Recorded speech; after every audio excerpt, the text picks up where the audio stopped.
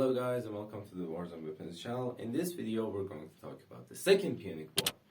Now if you remember in my video about the First Punic War, I said that the Second Punic War actually had the most amount of content between all of the Punic Wars.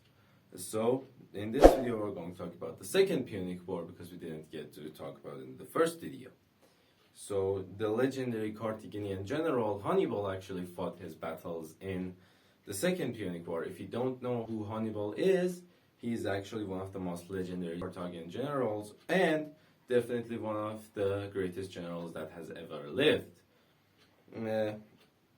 From his skill, you can point to his extremely powerful commanding skill and a definitive understanding of strategy and sneaking up on your enemy, because in many of his battles he actually used the element of surprise and ambush against the Romans and actually managed to win almost all of the battles until his career came to an end in the Battle of Zama by Scipio Africanus, a Roman general that had managed to defeat Cartaginian Hannibal with an army that was vastly outnumbered by the Hannibal's army. So they fought and somehow won against one of the greatest general ever with an army smaller than them. Like, that's crazy. Now, let's not get distracted, let's get into the video. Now, the Second Punic War was a sequel to the First Punic Wars. After, as I said, after the First Punic Wars, the Romans managed to fight off all the Carthaginians from around the Italy mainland and managed to capture the three islands of Corsica, Sardinia, and Sicily, that were three islands that were surrounding Italy. And then after that, of course, as I said, the Carthaginians didn't like that. So in 2018, the legendary general Hannibal actually made his way with a vast army of Carthaginian soldiers and war elephants, which were a legendary weapon at the time. He went on and managed to pass through the Gallic lands and went into northern Italy, where Rome least expected to get attacked by the Carthaginian armies.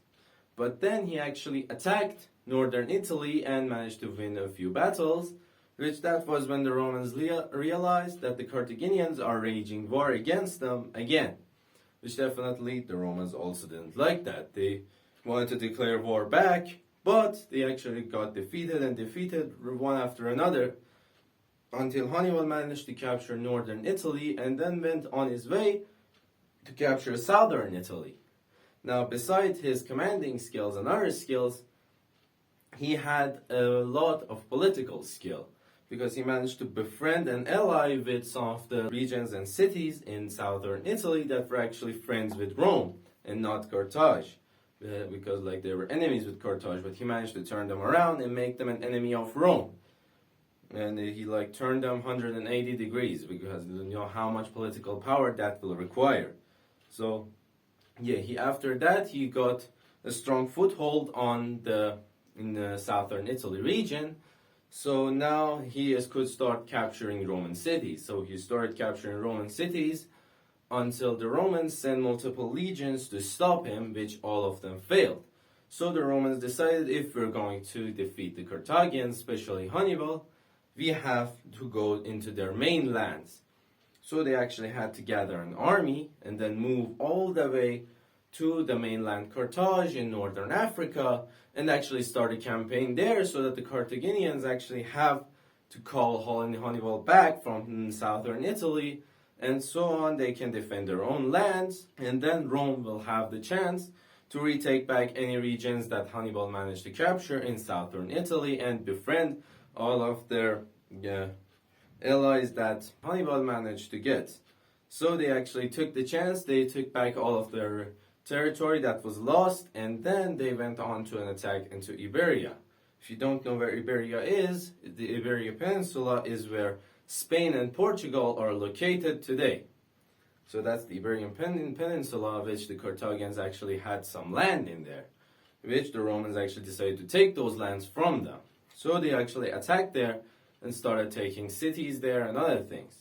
But after that, Hannibal actually returned to mainland Carthage and managed to actually go on and try to defend his homeland, which he actually failed in the Battle of Zama, because, as I said, Scipio Africanus managed to defeat Hannibal and managed to end his military career and managed to make Carthage surrender the war and give the Romans the victory crown. After that, the Romans actually used this to take all the territories that Carthage had, all of them except, well, the city of Carthage, which was a small area of it. With Carthage having barely any power, the Romans won the battle. Anyway, we will later on talk about the Third Punic War, but it barely has any content. The Romans just gathered a mass army and then managed to capture the city of Carthage. It didn't have all that much content. So I talked about the Second and Third Punic War at the same time. Anyway, thank you for watching. Make sure to like the video. We are extremely close to 100 subscribers, so make sure to subscribe to the channel and ring the war bell to be notified of the rest of the wars that will occur on the channel later. Thank you for watching and stand by for the next video.